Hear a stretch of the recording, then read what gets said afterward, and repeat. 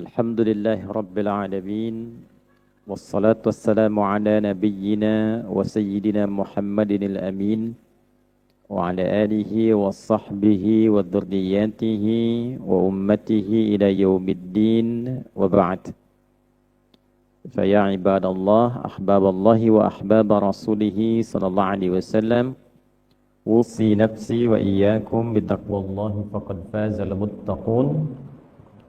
فقال تعالى: يا أيها الذين آمنوا اتقوا الله حق تقاته ولا تموتن إلا وأنتم مسلمون. Saudara-saudariku dimanapun berada, dan terkhusus juga jamaah yang malam hari ini spesial kita mengaji dari Masjid Nur Khalis, kita memohon pada Allah Subhanahu wa Ta'ala sebelum kita bersama-sama mengaji, mendalami tuntunan dalam keislaman kita, semoga Allah sampai detik ini setidaknya memberikan kemuliaan kepada kita semua, memberikan kesehatan dan keringanan dalam beraktivitas, serta menunjukkan segala aktivitas kita pada berbagai hal yang diridhai oleh Allah Subhanahu wa Ta'ala. Alhamdulillah, malam hari ini kita telah memasuki setidaknya hari ke-26 di bulan Rajab 1446 Hijrah, dan masih tanggal 25 Januari berpindahan ke 26 Januari 2025 Masehi. Untuk itu kiranya di malam hari ini penting bagi kita, selain terbiasa kita mengkaji dan mengaji Al-Quran, lalu memahami makna-makna yang terdapat di dalamnya, karena yang penting itu bukan sekedar kita bacanya lancar, insya Allah itu melahirkan pahala. Dan yang kedua juga penting mempelajari maknanya, ya, baca Al-Fatihah lancar ada pahalanya. Kita paham artinya, maka pemahaman itu membantu kita insya Allah menjalani hidup dengan lebih mudah dan berkah. Seperti orang-orang dulu diajarkan oleh Nabi, ketika paham Al-Quran, kemudian diamalkan pemahaman itu dengan baik dan benar, hidup mereka sukses, bahagia, dan berkah hidupnya.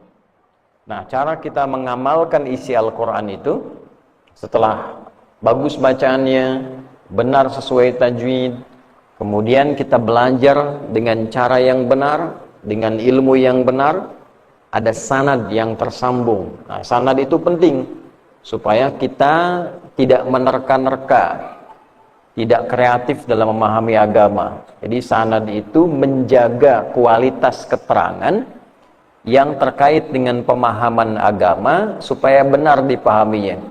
Bagaimana Nabi menerangkan kepada kita tentang satu ayat, 2 ayat, 3 ayat, disampaikan pada generasi di waktu itu, diterangkan pada generasi kemudian, sampai oleh para ulama dihimpun keterangan-keterangan ini sampai ke kita. Nah, cara belajar seperti itu dari ulama, sumbernya dari generasi sebelumnya sampai ke Nabi, itu namanya sanad dalam agama. Ya, Imam Muslim, beliau ketika menghimpun hadis-hadis Nabi yang sahih dalam kitabnya sehingga dinamakan dengan Sahih Muslim, itu membuka dalam mukaddimahnya tentang pentingnya sanad. Babul isnad minad din, laulal isnadu laqala man syaa ma syaa. Isnad itu, sanad itu silsilah pembelajaran ilmu yang tersambung keterangannya sampai ke Nabi, termasuk bagian penting dalam agama, dalam Islam. Kalau tidak ada sanad, nanti semua orang bisa berpendapat semaunya. Caranya begini, tahu dari mana kalau cara sholat itu mengangkat tangannya seperti itu? Nanti kalau tidak ada petunjuk yang benar cara belajarnya, ini dari si fulan sampai nyampe ke Nabi cara menerangkannya, itu sanad. Kalau tidak ada seperti itu, nanti orang banyak ngarang-ngarang. Ya, besok-besok nanti atau kita dapati orang bisa sholat menggunakan terjemah, ya, atau sholat menggunakan bahasa masing-masing misalnya. Ya, kalau seperti itu adanya, tidak ada tuntunan, tidak ada ketersambungan, nanti sholat banyak versinya. Ya, orang Sunda bilang nanti takbirnya Allah anu agung, gitu kan? Nanti Jakarta tuan gua gede gitu kan, nah, dan sebagainya. Karena tidak ada tuntunan, nggak ada sanad yang menjaga agama ini tetap murni, Islam ini bisa dipastikan benar sumbernya. Nah, itulah salah satunya sanad. Itu berbahagialah ya, di Islam itu alhamdulillah semuanya terjaga. Ilmunya terjaga, kitab sucinya terjaga, keterangan nabinya terjaga. Nah, jadi yang pertama kita ketahui, pertama, Al-Quran itu bukan sekedar bacaan, dibaca ada pahalanya. Tapi Al-Quran seluruhnya, 114 surah, 30 juz, dari Al-Fatihah sampai dengan An-Nas, isinya adalah panduan hidup yang mengantarkan kita pada kehidupan yang sukses, yang bahagia dan berkah. Nah, buktinya dulu orang-orang yang terbelakang, bahkan disebut jahiliyah, itu ketika belajar Quran, diamalkan, mereka jadi orang terbaik di zamannya. Ya, silahkan dilihat dalam sejarah. Tidak ada satupun sejarah yang lengkap bercerita perubahan manusia sampai menjadi orang terbaik kecuali dalam Islam. Kalau tidak percaya silahkan cek. Para sahabat-sahabat Nabi itu, ya, dari 40 orang di Mekah sampai 12.000 orang di Madinah, keluarkan satu-satu namanya sebelum masuk Islam, setelah masuk Islam, belajar Al-Quran, apa yang terjadi pada diri mereka. Orang yang tadinya jahat berubah jadi orang paling baik di bumi. Orang yang tadinya belajarnya biasa-biasa berubah jadi orang paling pintar. Orang yang tadinya berdagangnya, bisnisnya, niaganya biasa-biasa, ketika belajar dari Quran, itu jadi orang paling sukses di zamannya. Jadi, yang diajarkan oleh Nabi, diarahkan oleh Allah, itu semua isi Al-Quran ada tema-temanya. Ada topik-topiknya. Jadi kalau kita ngaji Al-Quran, setelah lancar baca, kemudian ingin memahami, paling gampangnya keluarkan sesuai dengan topik-topik yang kita perlukan dalam hidup. Misal ini, ya, ini Ananda yang belajar santri tentang ilmu. Apa ayat-ayat Al-Quran tentang ilmu? Supaya mudah belajarnya, supaya mudah pahamnya, supaya cepat hafal, tidak mudah lupa. Para ayahnya misalnya yang bekerja, coba keluarkan, kerja di bidang apa? Kalau berdagang, keluarkan ayat-ayat dagang. Harus yakin. Ya, keluarkan ayat dagang, hadisnya keluarkan, tekuni itu. Cara berdagang yang benar bagaimana, yang berkah bagaimana, cara mendapatkan harta yang mudah itu seperti apa. Nah, mulainya dengan iman. Kalau dimulai semua dengan iman, dipraktekkan isinya, itu semuanya, bukan hanya di zaman Nabi. Kurikulum itu ketika dipraktekkan di zaman sahabat, nabinya meninggal, sukses. Di zaman tabi'in belajar dari sahabat, kurikulum yang sama, sukses. Padahal eranya berganti, masanya berubah. Tidak seperti zaman Nabi, keadaan masanya, tapi kurikulumnya ketika digunakan di zaman kapanpun, keadaan manapun, itu mengantarkan setiap orang Islam, apapun profesinya, itu selalu berhasil di puncak tertinggi dan bahagia hidupnya. Nah, malam hari ini, kita akan coba keluarkan 40 bimbingan dari Nabi SAW terkait pokok-pokok kehidupan. Jadi kalau ingin sukses dalam berbagai profesi, khususnya di bidang ilmu, ya, anak-anak ini santriwan, santriwati ingin jadi ulama yang hebat, ingin jadi ahli fikih. Ahli fikih itu bahasa Arabnya faqih, ada faqih itu, ya. Kalau ahli ilmu alim, jamaknya ulama. Kalau ada orang ingin jadi ahli fikih, jadi ulama, jadi orang hebat, kemudian nanti sukses hidupnya, jadi apapun sukses. Ya, sahabat itu kan banyak sekali. Yang jadi ulama ada, yang pebisnis ada, ya, yang jadi militer, komandan hebat ada, yang jadi panglima ada, ya, jadi birokrat. Ya, birokrat itu di pemerintahan sampai sukses paling tinggi ada, dan semuanya orang-orang hebat, dunianya sukses. Dan di antara mereka ada yang disebut bahkan oleh Nabi masuk surga tanpa hisab. Nah, Nabi Sallallahu Alaihi Wasallam pernah memberikan rahasia penting dalam hadis untuk umatnya yang ingin sukses. Ya, terutama paham agama dengan baik, jadi orang hebat di kemudian hari. Nah, rahasia ini diungkapkan, disampaikan oleh sahabat-sahabat Nabi yang hidup dengan Nabi, dan rata-rata mereka kalangan ulama. Setelah Nabi meninggal, jadi ulama di bidangnya. Ahli fikih, ahli ilmu, ahli tafsir. Ya, ada lagi yang kemudian jadi memahami bidang-bidang ilmu yang lain selain ilmu keislaman. Dalam arti bukan hanya tafsir, bukan hanya fikih, ada yang menguasai bidang kedokteran, ada yang menguasai bidang bahasa, ya, dan sebagainya. Ada yang ahli strategi, ya, dan seterusnya. Di antara para sahabat ini yang pernah mendengar rahasia penting ini dari Nabi, di antaranya ada sahabat Ali bin Abi Thalib radhiyallahu ta'ala anhu.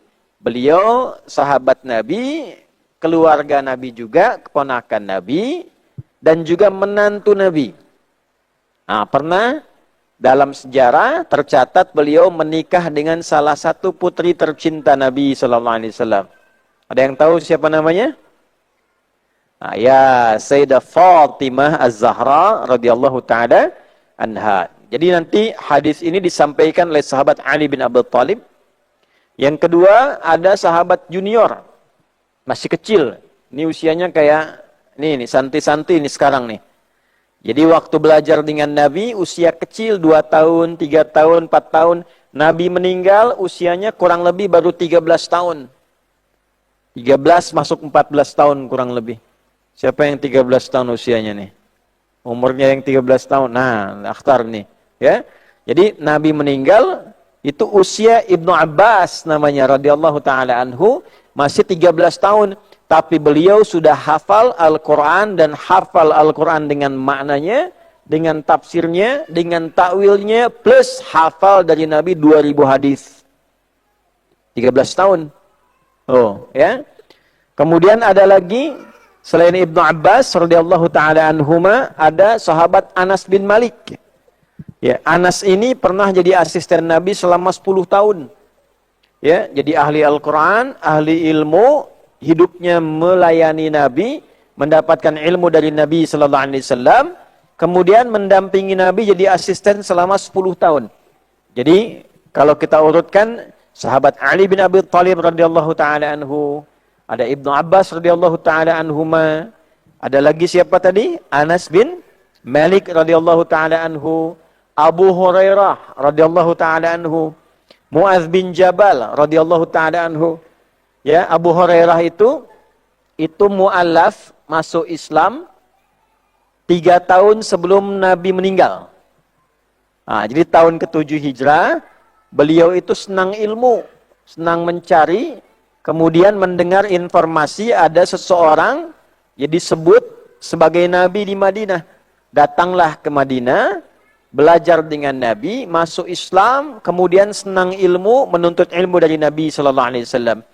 Nah, jadi masuk Islamnya 3 tahun, tapi karena senang ilmu, hafal Quran, hafal kurang lebih sampai ribuan hadis. Ada yang mencatat sampai 7.000 hadis. Ya, sahabat Abu Hurairah. Ya, ada yang tahu nama aslinya? Namanya Abdurrahman bin Sahar. Ya, Abdurrahman bin Sahar. Jadi sebutan kunyahnya Abu Hurairah radhiyallahu taala anhu. Kemudian kita urut lagi ya, Ali bin Abi Thalib radhiyallahu taala anhu. Siapa lagi? Ibnu Abbas radhiyallahu taala anhuma. Siapa lagi? Anas bin Malik. Siapa lagi? Abu Hurairah. Siapa lagi?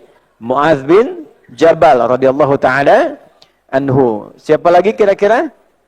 Ada Abu Sa'id Al-Khudri radhiyallahu taala anhu. Jadi bisa kita bayangkan orang-orang hebat pembelajar di masa Nabi sallallahu alaihi wasallam itu meriwayatkan hadis ini dari Nabi. Dan inilah rahasia salah satunya kenapa kalangan sahabat ini jadi orang-orang ahli ilmu terbaik di zamannya. Ya, coba lihat yang meriwayatkannya khusus para ahli ilmu. ulama-ulama hebat. Dan dapat ujangan dari Nabi, hadis ini mereka semua meriwayatkan. Jadi walaupun nanti ada yang meneliti, sanadnya ada yang melihat lemah, tapi karena yang meriwayatkan banyak, saling menguatkan, para ulama mengambil hadis ini sebagai pijakan. Ya. Bunyi hadisnya kurang lebih demikian, qala haddatsana qala Rasulullah sallallahu alaihi wasallam, Rasulullah sallallahu alaihi wasallam pernah bersabda, man hafidha ala ummati arba'ina hadithan min amri dinihim atau min amri diniha. Perhatikan kalimatnya. Ya, lihat baik-baik. Ba'athahullahu yaumal qiyamati min zumratil ulama wal fuqaha. Dalam riwayat lain, ba'athahullahu yaumal qiyamati faqihan alima. Man hafidha ala ummati atau kama qala sallallahu alaihi wasallam, siapapun. Nah, ini kalau pakai man itu tawarannya terbuka untuk setiap kita. Nah, ini kalau ayahnya nanti saya beri rahasia di akhir ya. Ada ayahnya atau ini anak-anak, santiwan, santiwati, semua kita. Kalau ada kata man itu artinya Nabi menawarkan kepada kita langsung. Mau enggak gitu kan? Nah, mau enggak nih? Ada Ghazi, mau enggak Ghazi itu? Hah? Tariq mau enggak Tariq? Gitu. Rama mau enggak tuh? Amil, Haqi mau enggak? Husain. Man hafidha ala ummati, siapapun di antara umatku yang bisa hafal. Nah, menggunakan kata hafidha itu bukan hanya hafal. Hafidha itu hafal dan menjaganya. Nah, sekarang orang yang menghafal Quran ya disebut dengan hafid. Dulu hamil. Hamilul Quran. Ya, yang mengandung Quran, hafal Quran dibawa dalam dirinya. Nah, kalau dijaga, hafid, hafal, dijaga hafalannya. Dipraktekkan dalam hidup. Nah, man hafidha ala ummati, siapa yang hafal di antara umatku dan menjaga hafalan itu dipraktekkan dalam hidupnya. Arba'ina hadithan, 40 hadis. Ada berapa hadis? 40, ya. Nah, Nabi menawarkan pada kita semua, siapa di antara umat Nabi yang mau menghafal, menjaga, mengamalkan 40 hadis. Min amri dinihim atau min amri diniha, ya, yaitu hadis terkait dengan pokok-pokok dalam Islam. Nah, jadi di dalam Islam itu nanti kalau kita keluarkan Qurannya 114 surah, 30 juz, hadisnya ribuan dari Nabi sallallahu alaihi wasallam. Di antara yang ribuan ini ada 40 yang pokok.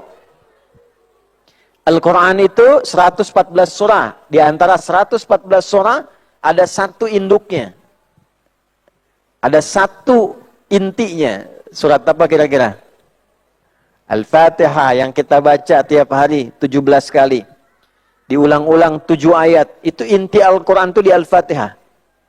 Ya, kalau hafal Al-Fatihah, paham Al-Fatihah, mengamalkan Al-Fatihah, itu nanti seperti Quran berjalan. Dan akan dimudahkan. Ya, surat-surat yang lainnya. Jadi kalau Al-Fatihahnya benar, mengamalkan isinya, itu mudah menghafal surat-surat yang lainnya. Hadis juga begitu. Dari ribuan hadis itu ada 40 yang pokok. Kalau kita hafal 40 ini, mengamalkan isinya, maka kata Nabi sallallahu alaihi wasallam, ba'athahullahu yaumal qiyamati, orang ini akan dibangkitkan saat hisab di hari kiamat. Jadi kiamat terjadi, ya, semuanya habis, meninggal. Nah, itu namanya Mas Maul tuh, Maul juga meninggal, ya. Nah, nanti semua meninggal. Begitu selesai semua habis, kemudian dibangkitkan di hari kiamat. Begitu bangkit, yang hafal 40 hadis ini, mengamalkannya, menjaganya, dibangkitkannya spesial oleh Allah. Ba'athahullahu yaumal qiyamati min zumratil ulama, dibangkitkannya digolongkan di kalangan para ulama. Nabi Muhammad dibangkitkan duluan sallallahu alaihi wasallam untuk memberikan syafaat. Nanti setelah itu ya ada kalangan-kalangan tertentu, kalangan nabi, orang-orang soleh. Nah, kalangan ulama ketika dibangkitkan, di antara kalangan ulama itu misalnya alim fulan, alim fulan, alim fulan, kalangan sahabat, kalangan tabi'in, sampai ke kalangan kita sekarang misalnya. Nanti ada yang ikut bangkit di kalangan itu. Siapa dia? Ya, dialah salah satunya yang hafal, menjaga dan mengamalkan 40 hadis pokok ini. Nah, jadi pas hari kiamat bangkitnya nanti sama para ulama, di golongan ulama. Ya, jadi yang senang-senang ngaji, cinta ulama, hafal terutama 4 hadis ini, nanti begitu bangkit sama ulama ya dibangkitkan ya. Ya. Ada lagi wal fuqaha, dengan para ahli fikih juga. Kita ngaji misalnya belajar fikih Imam Syafi'i rahimahullahu taala. Fikihnya Imam Ahmad misalnya, fikih Imam Malik, fikih Imam Abu Hanifah. Begitu kita dibangkitkan di hari kiamat, meninggal dibangkitkan. Nah, itu nanti bersama para ahli fikih ini, bersama para ulama ini. Dalam riwayat lain, ada yang tersambung sanadnya ke sahabat Abu Sa'id Al-Khudri radhiyallahu taala anhu, ba'athahu Allahu yaumal qiyamati 'aliman faqiha. Bukan hanya dikumpulkan dengan para ulama dan fuqaha, tapi ada juga di antara mereka yang dibangkitkan jadi alim, jadi faqihnya. Nah, ini nanti ada rahasianya. Rahasianya salah satunya adalah jika ingin mudah jadi seorang alim, faqih, ahli fikih, setelah hafal Quran, mau belajar hadis, mulailah dengan 40 hadis dulu. Ya, nah ini saya sering ditanya, ya, ini ada juga jamaah yang sering tanya, Ustadz kalau sudah hafal Quran, hafalannya bagus, terus belajar apa setelah itu? Nah, kalau mengikut kepada hadis ini, kalau ingin selesai Quran, ingin lanjut mendalami inti agama, masuk kepada hadis, maka mulai 40 hadis dulu. Ya, dari sini ternyata sanad hadis ini kemudian ditangkap, diambil oleh para ulama setelahnya. Tadi zaman sahabat dipelajari oleh tabi'in, tabi'in belajar lagi tabi'ut tabi'in dari situ, belajar lagi dari situ, kemudian disampaikan sampai dengan ke kita. Hadis ini diambil oleh para ulama, didalami, sampai orang-orang yang mendalami hadis ini ternyata betul jadi ulama hebat di zamannya. Yuk kita ambil contoh ya. Ambil contoh. Ada seorang alim terkenal sampai sekarang. Bukunya, kitabnya banyak dibahas, dipelajari, sampai di antara 40 hadis yang paling terkenal itu banyak ulama yang menulis, tapi punya beliau yang paling viral sampai sekarang. Kira-kira siapa namanya? Imam Nawawi. Nah, Imam Nawawi itu termasuk yang mengambil manfaat dari hadis yang tadi dibacakan. Kemudian beliau pelajari 40 hadis pokok, diamalkan dalam hidupnya, dan jadilah beliau ulama di antara ulama yang paling populer, paling hebat di zamannya, sampai sekarang kitabnya banyak dikaji. Nah, jadi kalau adik-adik termasuk nih yang rame-rame nih, lagi lari-lari itu ya, nah, coba tuh nanti disimak dengan baik tuh, ya. Kalau misalnya dipelajari dengan baik, kita ambil, kita siapkan. Malam ini kita bahas Imam Nawawinya saja sedikit. Bagaimana beliau belajar, dibentuk oleh orang tuanya, seperti apa tumbuhnya. Nanti insya Allah besok subuh kalau kita teruskan, kita ambil hadis yang tersambung sanadnya kepada beliau, kurang lebih sebanyak 42 hadis. Imam Nawawi itu nama aslinya Yahya. Ya, siapa nama aslinya?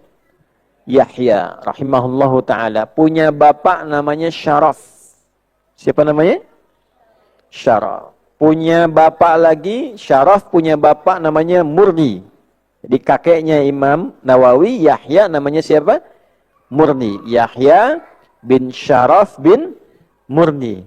Murni punya bapak lagi namanya Husin. Mana Husin? Ini Husin, ya. Husin punya bapak lagi namanya Hasan. Hasan punya bapak lagi namanya Muhammad. Ya. Muhammad punya bapak lagi namanya Al-Hijami. Nah, jadi kalau diurut Yahya bin Syaraf bin Murdi bin Husin bin Hasan bin Muhammad bin Al-Hijami. Ya, berasal dari daerah namanya Nawa sehingga disebut An-Nawawi.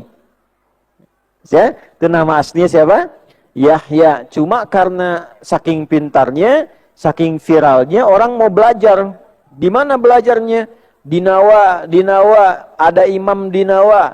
Kalau kita mau melekatkan nama orang kepada tempatnya, tambah alif lam di depannya, ujungnya tambahkan i. Jelas ya? Maka dari Nawa, An-Nawawi. Maka dikenallah sejak saat itu Imam Nawawi, Imam Nawawi, Imam Nawawi. Saking hebatnya beliau ini, lebih dikenal keberkahannya pada tempatnya dibandingkan dengan namanya sendiri. Nah, jadi kalau ditanya, siapa ini?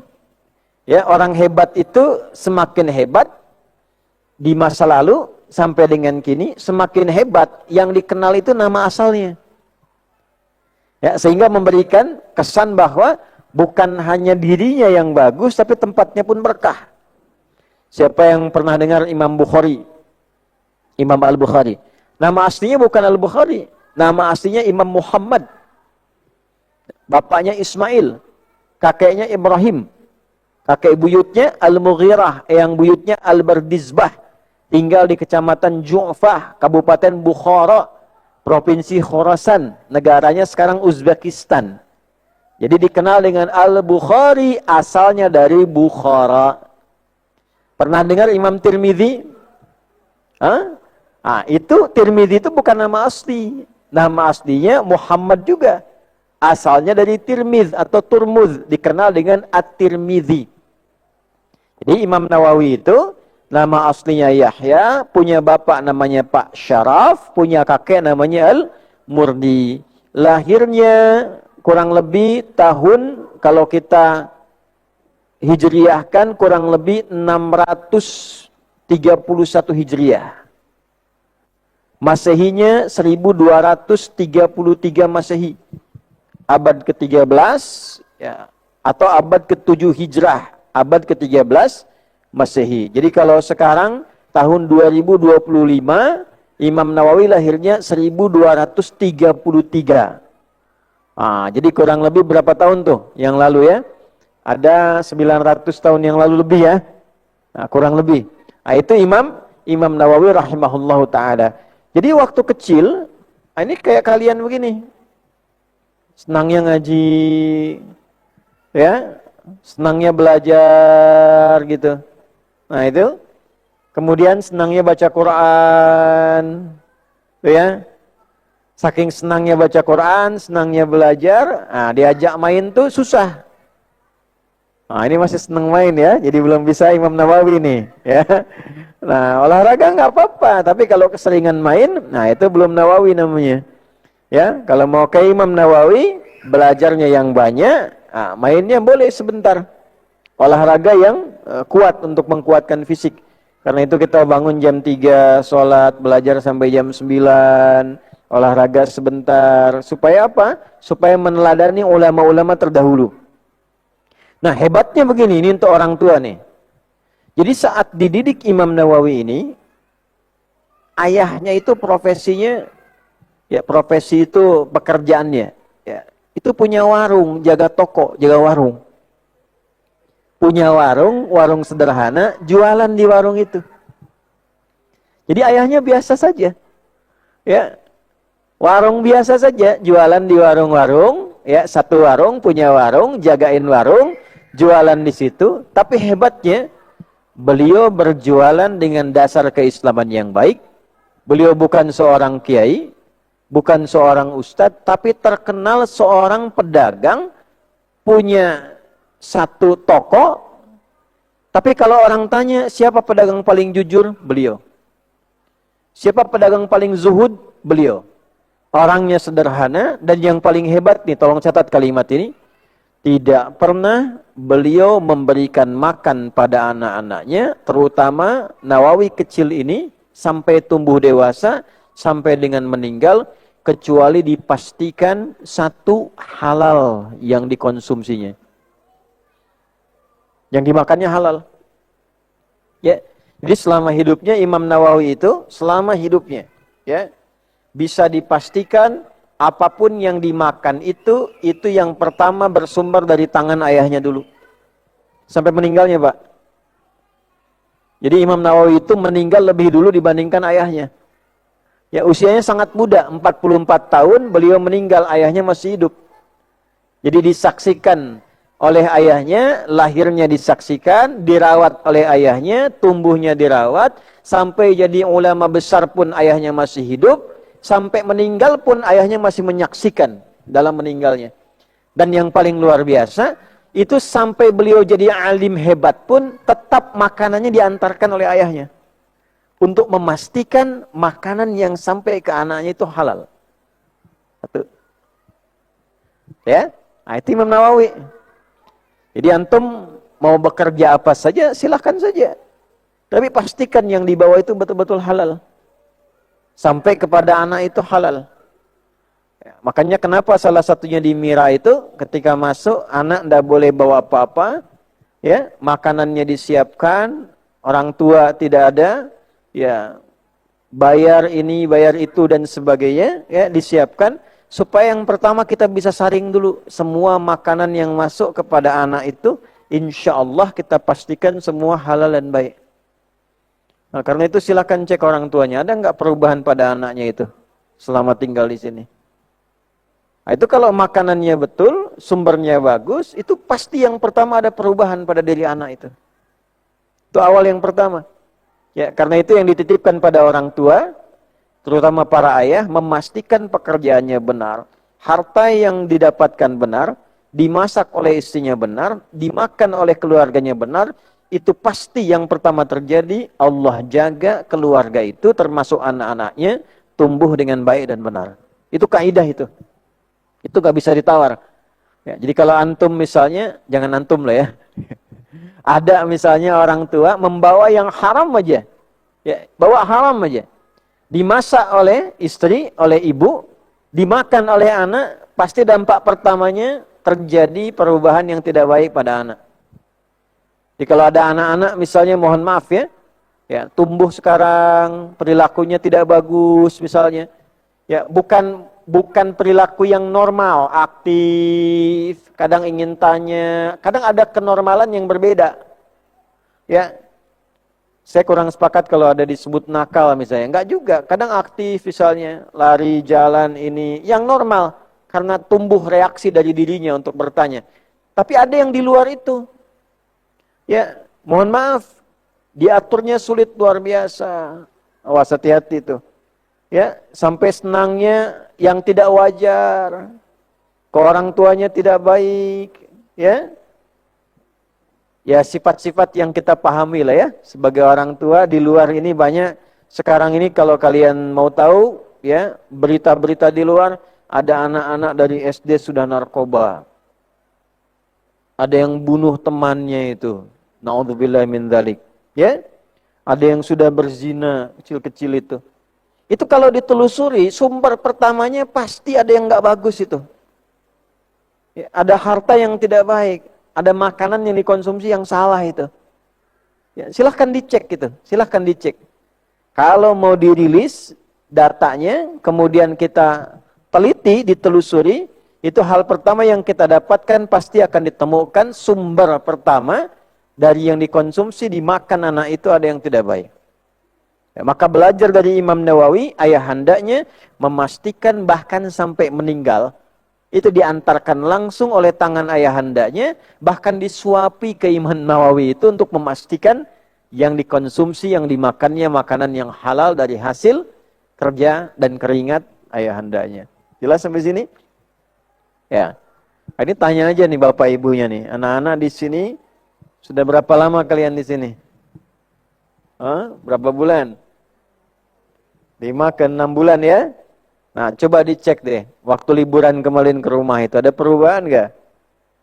Coba lihat. Insya Allah ada perubahan. Nah, kalau berubahnya kepada yang tidak baik, berarti di sini ada yang salah. Cepat ambil anak bapak ibu, jangan sekolah di sini. Ya.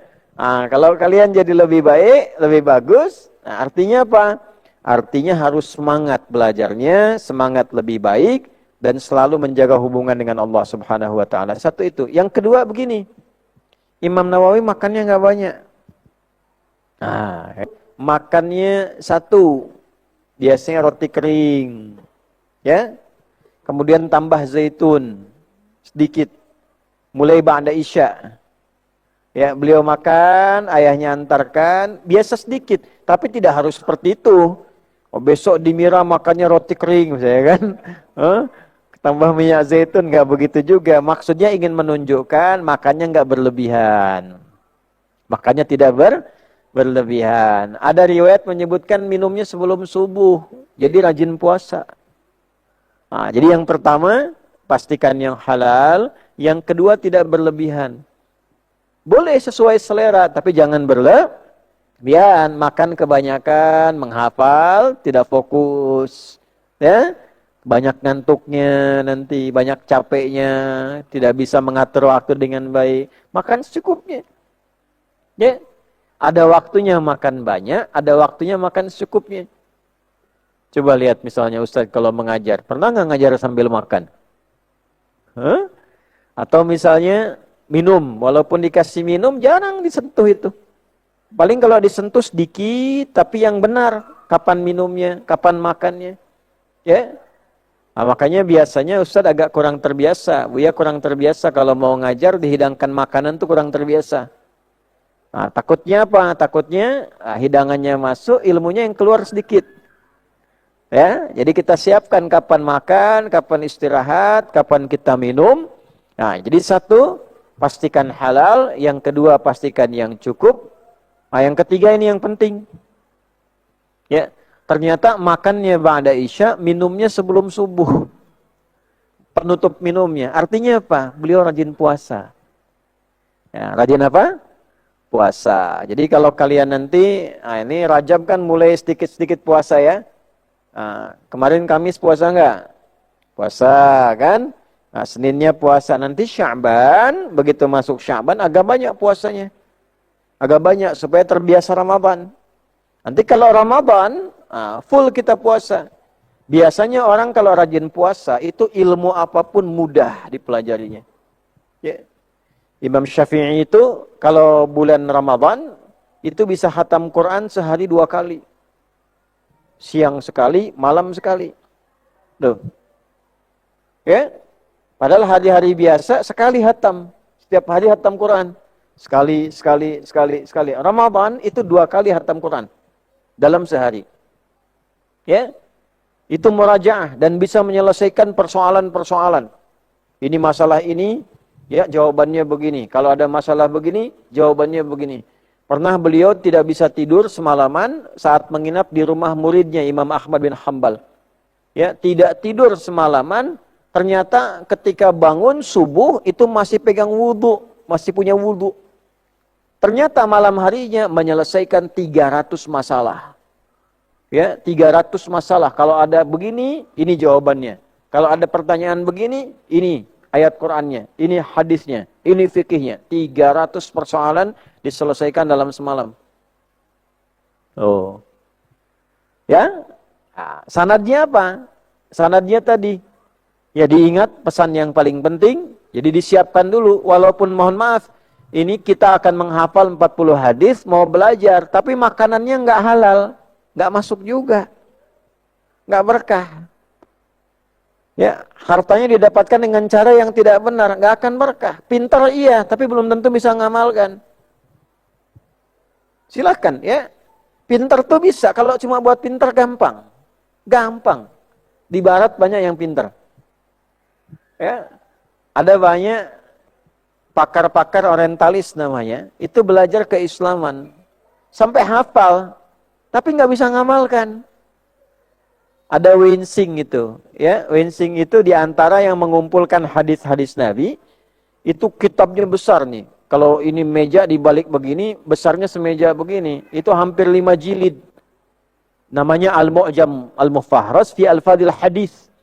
Indeks tentang hadis Nabi. Salah satu yang mengarangnya bekerja sama nanti dengan salah satu muslim juga. Itu ada non-muslimnya. Bisa merumuskan itu, tapi nggak bisa mempraktekkan. Ya, jangan dikira ada yang tidak hafal Quran. Mereka ada juga yang hafal Quran. Pakar-pakar di bidang Islam itu ada yang hafal Quran, tapi nggak bisa mengamalkan isinya. Nah, jadi kalau belajar dari harta yang tidak bagus, ya, mohon maaf, misalnya ada yang korupsi, anaknya dimakan dari situ, hasil korupsi. Bisa pintar nggak? Bisa, cuma nggak berkah. Pintarnya nanti untuk merusak. Ya, ngamalkan yang baik-baik nggak bisa. Harta riba dipakai misalnya, bisa jadi pintar, bisa. Tapi untuk ngamalkan belum tentu. Nah, jadi kalau kita ingin menjadi alim yang benar, ya, santri yang sukses, maka pastikan orang tuanya dapatkan dengan cara yang halal, dengan cara yang baik, supaya nanti selain memudahkan, mengamalkannya mudah. Nah, ini diantara yang mengajar juga sekarang misalnya, mohon maaf ya, belum tentu yang pintar-pintar mengajar itu punya kemudahan mengamalkan apa yang diajarkan. Itu belum tentu. Ya. Malah pintar mengajarkan, ya ayyuhalladzina amanu la yaskhar qaumin qaum, hai orang-orang beriman. Pintar menafsirkannya, jangan saling mencela. Nah, ustaz-ustaznya pada saling mencela itu. Bersatulah wa'tasimu bihablillahi jami'a wa la tafarraqu. Itu adalah surat Ali Imran ayat 103. Bersatulah dengan tali Allah Al-Quran, jangan terpecah belah. Nah, ini pada saling terpecah belah. Ini pengajian ini pengajian itu. Yang ini merasa paling unggul, yang ini paling lemah. Nah, pintar bahasnya, tahu dalilnya, tapi untuk mempraktekkan belum tentu bisa. Nah, maka salah satu caranya apa? Caranya memulai dengan cara yang benar. Jadi sebelum kita ngaji, belajar 40 hadis, hadisnya apa saja. Jadi orang hebat itu seperti apa yang diridhoi oleh Allah. Maka yang pertama, pastikan makanannya apa? Halal. Yang kedua, ya, setelah halal, pastikan yang dimakan secukupnya. Yang ketiga, perbanyak amal soleh dengan makanan itu. Kalau makanannya baik, jadi tenaga. Walaupun makannya sedikit, jadi tenaga untuk ibadah. Ya. Puasanya bagus, baca Quran bagus, sholatnya enak, ngajar juga enak, walaupun sedikit makannya. Nah, itu berkah tandanya. Nanti setelah itu, baru kemudian mulai mendekati Allah dengan amal saleh. Makanya Imam Nawawi salah satu amalan andalannya selain puasa, tahajud. Kita latihan bangun jam 3, zikir, tahajud. Itu amal kedua. Setelah makan terbiasa, amal keduanya kita puasa, ya, makan dengan makanan, selanjutnya tahajud. Imam Nawawi itu kalau malam, itu beliau ambil sudut yang remang-remang, nggak terlalu nyala lampunya, ya, supaya nggak ketahuan orang. Pengennya menyendiri, nggak kelihatan ria. Tapi kalau sholat, beliau khusyunya luar biasa, ya. Selalu baca ayat paling favorit beliau itu waqifuhum innahum mas'ulun, ya. Berhentikan dia dulu. Jangan langsung dimasukkan ke surga. Tanya dulu, hisab dulu. Jadi Imam Nawawi, walaupun beliau orang hebat, alim yang hebat, ilmunya banyak, tapi tetap merasa dirinya itu kurang aman sebelum dihisab di hadapan Allah Subhanahu wa ta'ala. Selalu amalan andalannya salah satunya tahajud, supaya beliau itu merasa lebih dekat dengan Allah Subhanahu wa ta'ala. Jadi pertama, makanannya yang bagus. Kedua, cari amalan-amalan yang mendekatkan diri kita dengan Allah. Salah satunya tahajud. Yang kedua, rajin puasa. Jelas sampai sini? Nah, jadi setelah beliau tumbuh, belajarnya gampang. Begitu baca ini langsung paham. Menghafal sesuatu langsung hafal. Imam Nawawi itu kalau baca langsung hafal. Ya, pahami, langsung mengerti. Nah, setelah itu beliau tumbuh jadi ulama hebat, banyak buku yang ditulisnya.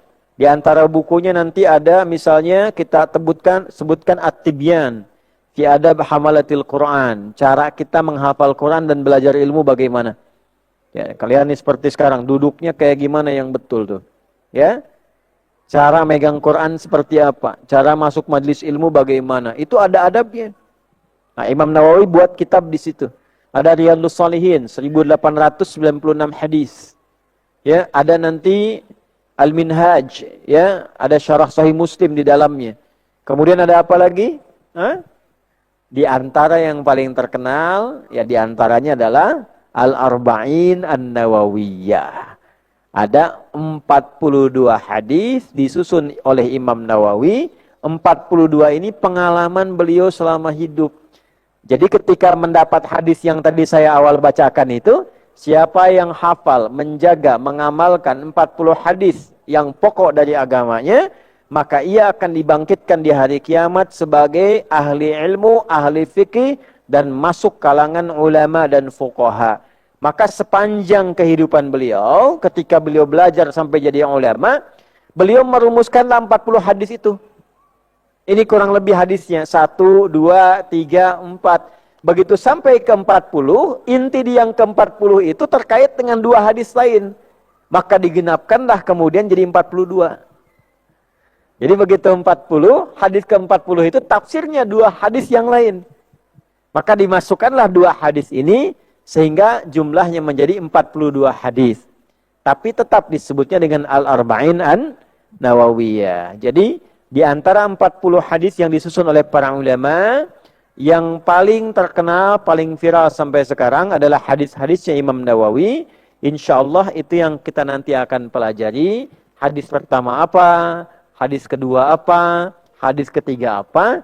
Insyaallah kita pelajari dengan sanadnya, kemudian juga dengan apanya, isinya. Nanti setelah hafal 1, amalkan dulu.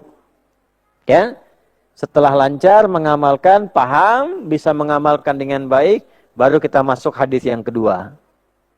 Sebelum masuk hadis kedua, akan dites dulu. Coba bacakan hadisnya. Kalau belum hafal, di luar.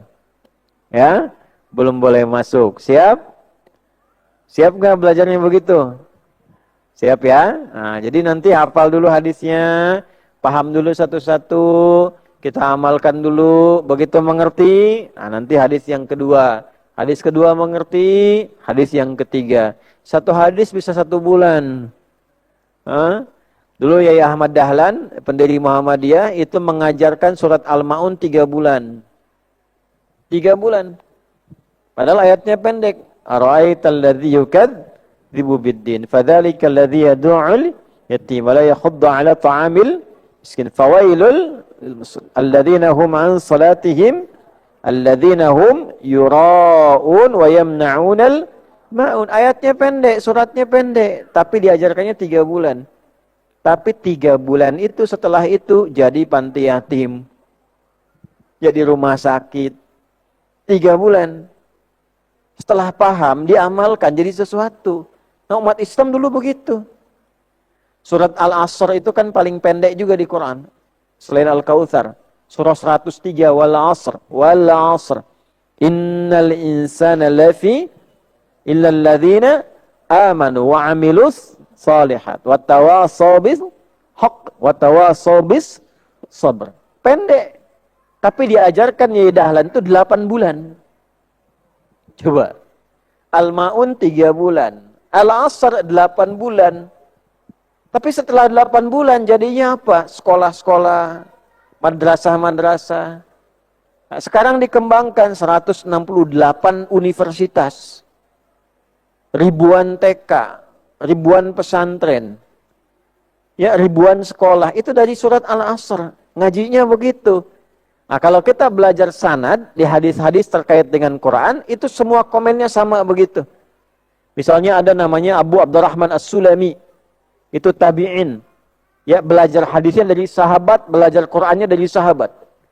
Beliau mengatakan, akhadtul Qur'ana an aqwamin. Kami itu kalau belajar Quran, enggak 1-2 guru, gurunya banyak. Setiap belajar enggak banyak-banyak, paling banyak 5 ayat.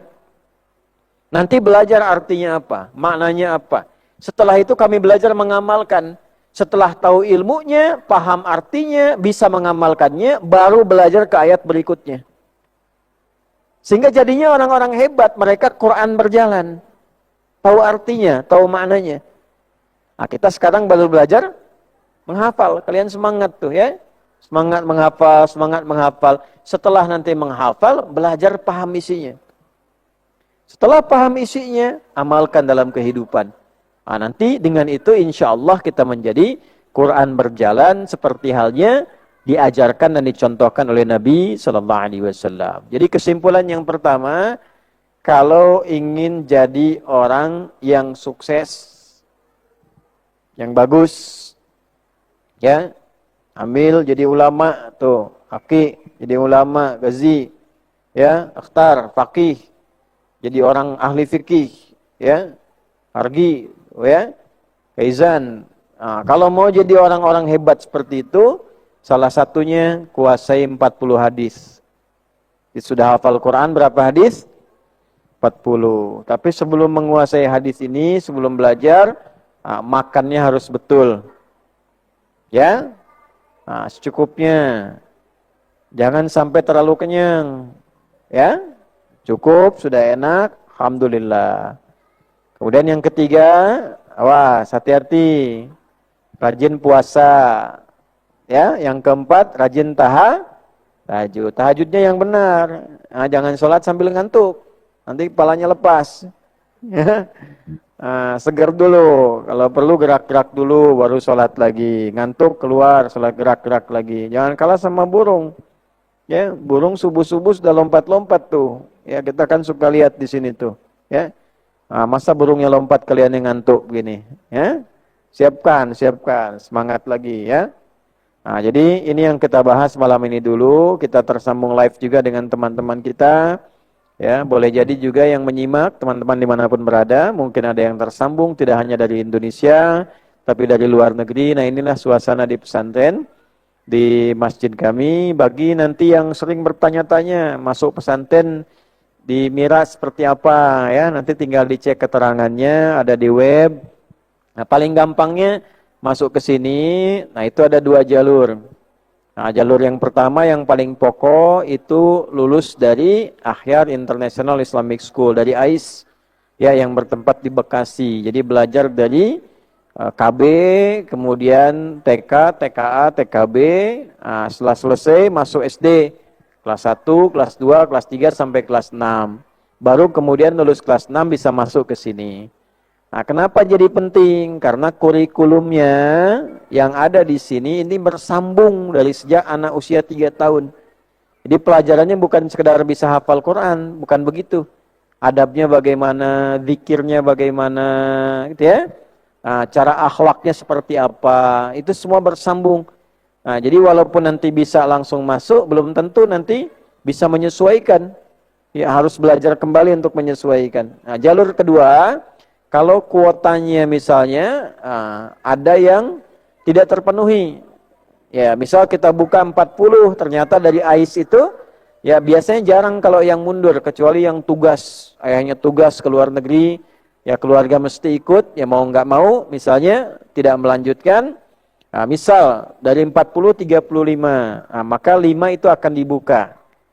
Dibuka biasanya setahun sebelum pembukaan, nah, supaya nanti yang diterima sesuai syarat nanti adaptasi dulu. Ya, belajar dulu ilmu-ilmu tambahannya seperti yang pernah diajarkan di sekolah di AIS. Nah, kalian kan yang baru bergabung ada ya? Yang tidak lulus di AIS ya, tapi bergabung di sini. Kan belajar zikir dari awal kan? Nah, pernah nggak belajar itu sebelumnya? Nah, belum pernah ya, yang dibaca misalnya sebelum sholat, saat bangun dari tahajud sebelum subuh. Nah, masih ingat gimana bunyinya? Masih ingat gak? Astagfirullah. Terus? Doanya apa? Rabbiyas sirli hamlal. Nah, pernah nggak dapat sebelumnya? Belum pernah. Yang setelah sholat, pernah nggak zikirnya sama begitu? Belum kan? Nah, karena memang zikir itu bukan zikir-zikir sembarangan. Dari Nabi dikumpulkan, sahabat, ini ngebentuk ahli Quran, ini ngebentuk ulama. Nah, makanya setelah kalian terbiasa di sini, hafalannya lebih cepat kan? Lebih banyak kan dibandingkan dengan di sekolah. Insya Allah lebih kuat gitu. Nah, itu udah disusun sebelumnya.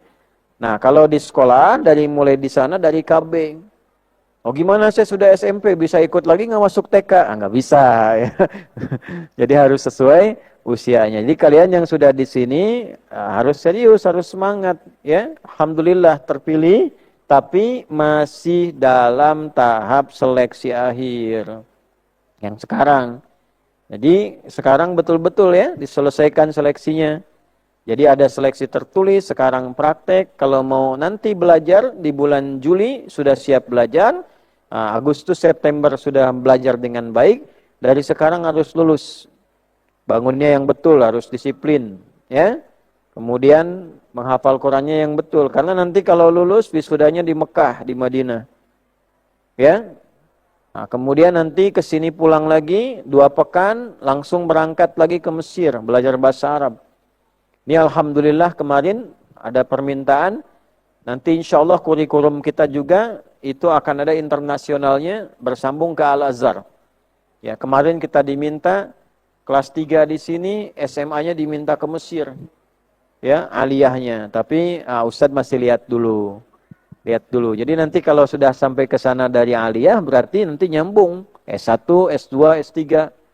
Ya, mungkin nanti ada yang ke Al-Azhar, mungkin nanti ada yang ke Madinah, mungkin nanti ada yang ke Ummul Qura, mungkin ada yang ke Tripoli dan sebagainya.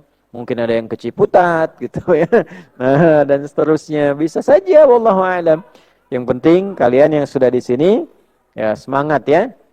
Semangat. Nah, bagi teman-teman yang bertanya-tanya nanti silakan dicek. Di sini alhamdulillah kita sebaik mungkin ya, sebaik mungkin menata, menyiapkan dan sebagainya, semoga diridhai Allah Subhanahu wa taala.